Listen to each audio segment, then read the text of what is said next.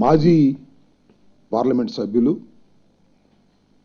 Cinema రంగంలో చాలా ప్రముఖమైనటువంటి వ్యక్తి, అనేక గొప్ప గొప్ప చిత్రాలకు నిర్మాతగా పనిచేసినటువంటి రామానాయుడు గారు ఈరోజు మరణించాడనే వార్త ఇప్పుడే విన్నాం. చాలా దురదృష్టకరం. వారికి, వారి కుటుంబానికి ప్రగాఢమైనటువంటి సానుభూతిని వైఎస్ఆర్ కాంగ్రెస్ పార్టీ తరఫున మేము వ్యక్తం చేస్తున్నాం.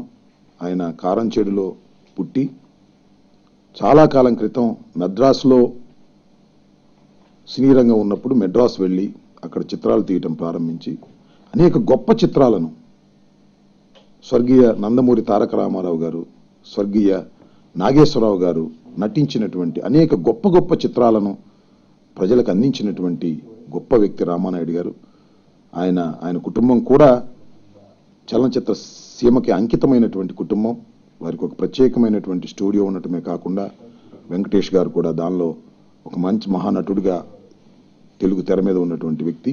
వారి కుటుంబం అంతా చలనచిత్ర సీమకు ఎంతో సేవ చేసినటువంటి వారు మరణించటం నిజంగా చలనచిత్ర సీమకే కాకుండా సమాజానికి కూడా తీవ్రమైనటువంటి లోటు.